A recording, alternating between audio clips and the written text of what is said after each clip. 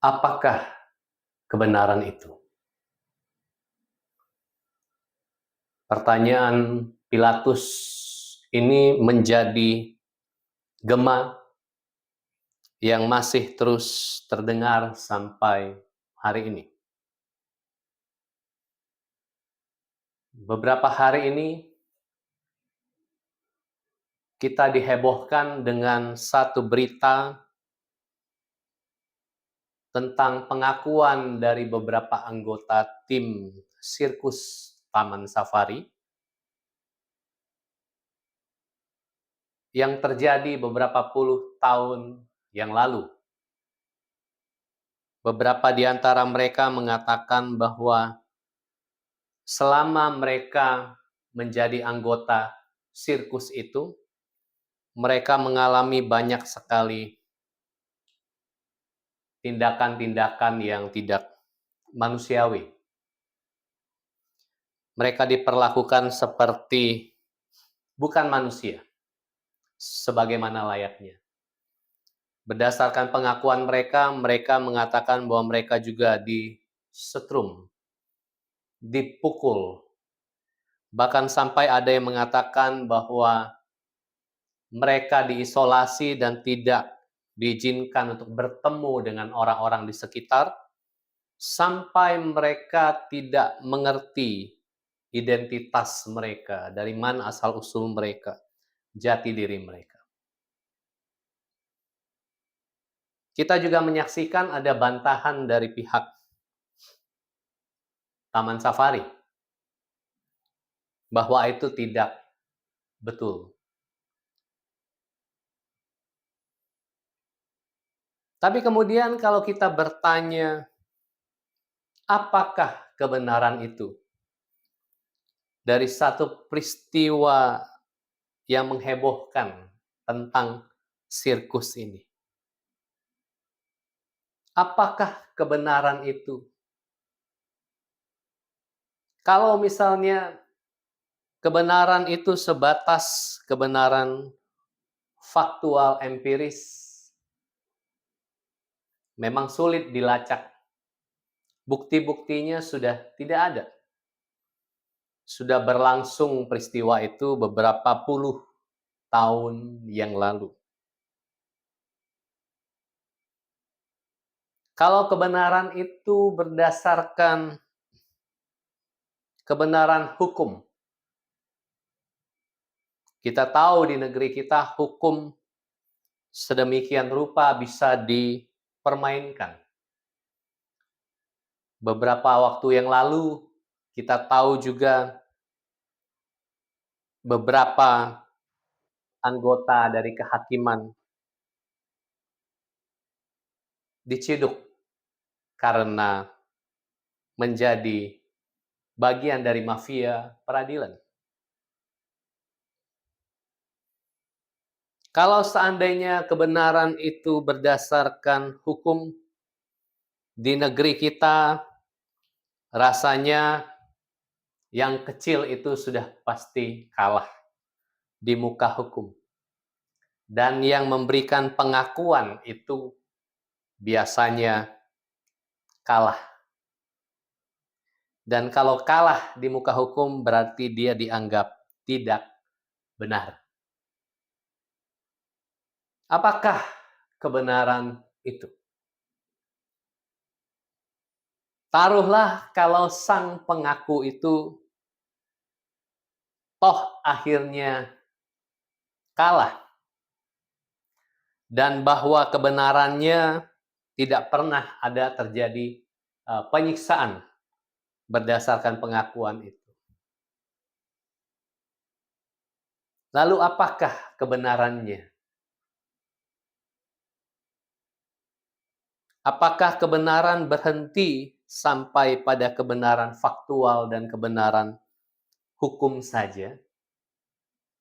Ataukah ada hal lain yang perlu kita renungkan bersama supaya kebenaran itu tidak sebatas menjadi kebenaran saja pada dirinya sendiri, tanpa juga melihat bahwa kebenaran itu perlu ada hal yang lain. Apakah kebenaran itu? Pertanyaan itu keluar dari mulut seorang penguasa bernama Pilatus. Pertanyaan itu bukan bernada kuriositas, ingin mencari tahu secara sebenar-benarnya apa itu kebenaran. Tapi kebenaran itu keluar, pertanyaan tentang kebenaran itu keluar dari satu nada yang barangkali sinis, getir, mungkin apatis. Dan pertanyaan tentang kebenaran itu keluar dari mulut seorang Pilatus yang sudah hidup berkecimpung di dalam suatu dunia politik kekuasaan, yang menyadari bahwa kebenaran tidak lebih adalah semacam manipulasi, atau dalam bahasa yang lebih murah hati, kebenaran itu semacam negosiasi di antara pihak-pihak yang berkuasa dan yang berkepentingan di sana. Kebenaran di mata Pilatus tidak lebih adalah kekuasaan politik. Satu kali Pilatus menawarkan gambar koin Kaisar kepada dunia Yerusalem, yang hanya melihat bahwa Allah lah wajah satu-satunya yang patut dihormati dan ditinggikan. Lalu Pilatus menawarkan wajah Kaisar pada uang logam dan mendatangkan kemarahan dari masyarakat Yerusalem. Dan karena Pilatus melihat bahwa desakan massa ini lebih kuat yang bisa mengancam posisinya, maka dia mengurungkan niat provokatifnya itu. Satu kali Pilatus juga menggunakan dana dari Bait Allah untuk membangun saluran air. Tapi kemudian masyarakat Yerusalem marah. Kenapa menggunakan dana Bait Allah untuk membangun saluran air? Lalu kemudian Pilatus mengutus buzzernya atau mata-matanya atau orang dalamnya untuk kemudian mengacaukan massa itu dan membunuh beberapa orang yang menentang keputusan itu di dalam masyarakat itu. Itulah yang dilakukan oleh Pilatus. Bahwa kebenaran itu bukanlah kompas yang mengawal hidupnya, melainkan dia hanya sebatas permainan kartu di meja kekuasaan.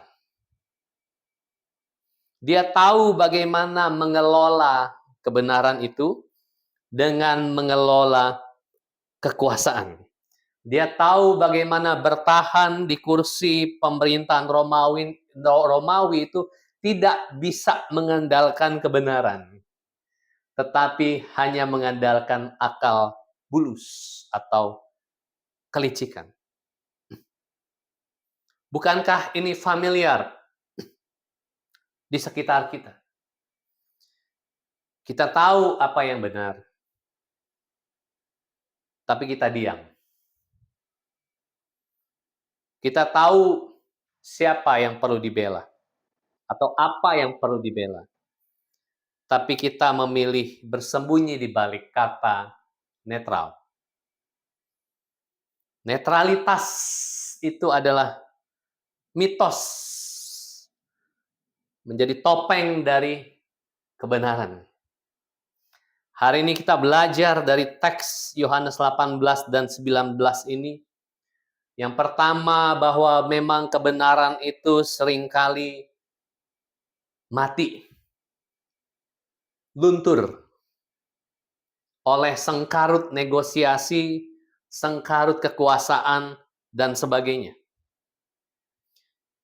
Tapi Injil Yohanes juga mau menampilkan kepada kita bahwa Yesus sebagai sang kebenaran itu tidak sepenuh-penuhnya bisa disentuh oleh kekuasaan itu. Ketika Yudas Iskariot bersama dengan antek-antek penguasa, pemimpin agama, menggerebek Yesus Kristus. Injil Yohanes menampilkan bahwa ketika mereka mau menyentuh Yesus, mereka terjatuh ke tanah. Apa yang mau disampaikan oleh Injil Yohanes?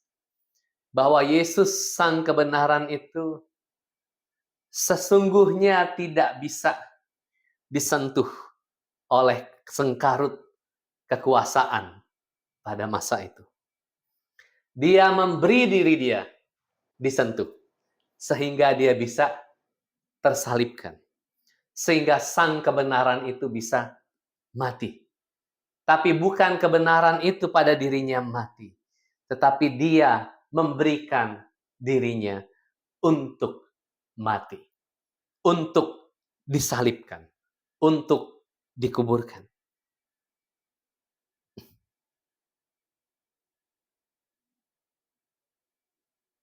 Apakah kita sama seperti Yudas Iskariot atau Simon Petrus yang menyangkali dia 3 kali? Atau seperti Pilatus, kita hanya mengatakan dan menghidupi sesuatu yang membuat posisi kita langgeng. Apakah kebenaran bagi kita adalah stabilitas? Apakah kebenaran bagi kita adalah status quo?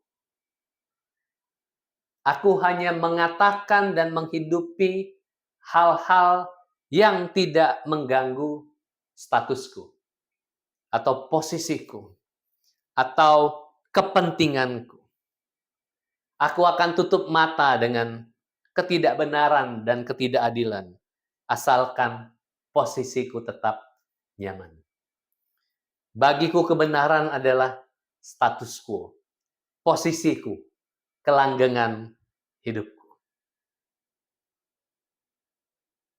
Di sana kebenaran barangkali memang mati di dalam diri kita, kalau secara demikian halnya. Namun teks yang panjang ini dalam kisah Jumat Agung ini juga mengajak kita untuk merenungkan bahwa kebenaran itu juga akan mengalami ujiannya. Dan ujian terbesar dari kebenaran atau bagi kebenaran adalah kasih. Jika suatu kebenaran tidak dapat diuji di dalam kasih, maka ia bukan kebenaran dari Kristus. Kristus yang tersalib itu menghadapi kekuasaan massa, kekuasaan mayoritas, kekuasaan politik penguasa pada waktu itu, dan dia tergantung di kayu salib. Dia bisa mengatakan, "Bapa, ampunilah mereka, sebab mereka tidak tahu apa yang mereka perbuat." Kristus sang kebenaran itu tergantung mati di kayu salib.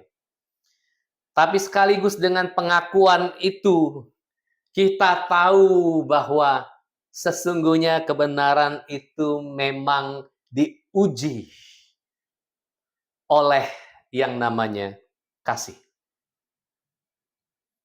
Kasih adalah ujian terbesar bagi kebenaran.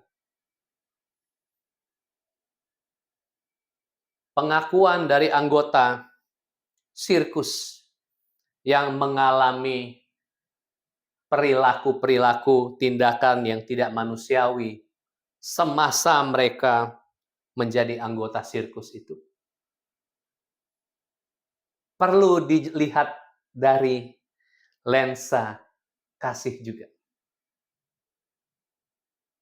Kalau toh ditemukan fakta yang sebenar-benarnya bahwa mereka berbohong, apakah peristiwa itu akan dilanjutkan ke ranah hukum? Itu menjadi pertanyaan. Kekuasaan atau kekuatan uang dan mayoritas selalu berhasil menjebloskan orang ke dalam hukum. Dan itu tidak perlu dipertanyakan lagi di negeri ini. Tapi kalau toh kita melihat di dalam lensa kasih, kita bisa bertanya lebih lanjut. Kalau seandainya didapati ini adalah sebuah kebohongan. Pertanyaan lebih lanjut. Apa yang membuat orang itu bisa berbohong? Kasih akan menemukan kebenaran lain. Bahwa barangkali mereka terpaksa berbohong. Karena hidup semakin sulit dan tidak terjamin. Kebenaran harus melewati ujian kasih. Itu sebabnya Yesus mengatakan, Bapa, ampunilah mereka. Dan ada satu peristiwa lagi yang lain. Satu dari pernyataan Yesus di kayu salib. Yang menunjukkan bahwa Yesus melewati proses ujian kasih dalam kebenaran itu. Pasal 19 ayat 25. Dekat salib Yesus berdiri ibunya dan saudara ibunya. Maria, istri Klopas, dan Maria Magdalena. Ketika Yesus melihat ibunya dan murid yang dikasihinya di sampingnya, berkatalah ia kepada ibunya, Ibu, inilah anakmu. Kemudian katanya kepada muridnya, inilah ibumu. Sejak saat itu, murid itu menerima dia di dalam rumahnya. Dorongan kasih menggerakkan Yesus untuk tidak lagi merasakan betapa pedihnya dan sakitnya tergantung di kayu salib. Dorongan kasih itu membuat dia terarah kepada ibu yang dia kasihi dan murid di sampingnya yang dikasihinya. Ujian terbesar kebenaran adalah kasih. Karena kemudian orang rela keluar dari dirinya untuk mengasihi. Keluar dari posisi status quo untuk mengasihi. Keluar dari persembunyian mengamankan posisi untuk keluar mengasihi. Keluar dari persembunyian kepentingan-kepentingan dan motivasi-motivasiku untuk mengasihi. Ujian terbesar kebenaran adalah kasih. Siapa murid di samping Ibu Yesus? Ini pun menjadi perdebatan tentang kebenarannya. Dan para pakar, dan saya juga sepakat, pada hari ini melihat bahwa sesungguhnya murid yang dikasih itu bukan Yohanes, seorang murid pria itu. Melainkan kalau kita setia pada teks ini, murid yang dikasih itu sesungguhnya adalah Maria Magdalena. Tapi mengapa kebenaran tentang bahwa murid yang dikasih ini adalah Maria Magdalena kemudian terkubur di dalam sejarah? Karena kebenaran itu kemudian bergulir dengan kekuasaan. Kita tahu kekuasaan patriarki, kekuasaan maskulinitas, mayoritas patriarki yang melihat bahwa ini adalah Yohanes. Tidak mungkin murid yang dikasih itu adalah seorang perempuan. Lensa kita membaca kemudian memengaruhi tentang apa yang disebut dengan kebenaran itu. Kalau kebetulan kita yang berkuasa, maka lensa kitalah yang akan sedikit banyak menentukan tafsir atas kebenaran itu. Tapi dari dorongan kasih sang kebenaran yang tergantung mati itu, dia didorong oleh kasih untuk menatap kepada sang ibu dan kepada Maria Magdalena. Dan Injil Yohanes mengatakan sejak itu Maria Magdalena menyambut sang ibu Maria di dalam rumahnya, merawatnya sampai pada akhirnya. Kita tahu dalam sejarah ini bukan keseluruhan cerita. Karena kemudian Maria Magdalena menjadi pemimpin gereja yang juga selama kurun waktu yang panjang tidak diakui. Karena dia seorang perempuan. Tapi gerakan Maria Magdalena kemudian menjadi gerakan yang terus bertahan, menginspirasi selama berabad-abad kekristenan arus yang lain selain arus Petrus, selain arus Yohanes, ada arus Maria Magdalena. Gerakan kekristenan arus Magdalena ini dicirikan oleh kasih yang berkobar-kobar, sehingga dunia sekitar pada waktu itu melihat bahwa kekristenan dikenal karena tindakan-tindakan dan perbuatan-perbuatan kasihnya oleh Maria Magdalena dan perempuan-perempuan lain di sekitarnya yang memimpin gereja. Gerakan ini langgeng setidaknya sampai abad ke-4, 400 tahun. Dari seorang perempuan yang dikasihi, yang kepadanya dititipkan pesan karena dorongan kasih. Kebenaran kemudian diuji oleh kasih. Dan Maria Magdalena membuktikan bahwa kebenaran itu terus bergulir di dalam kita keluar dari diri kita dan mengasihi yang lain.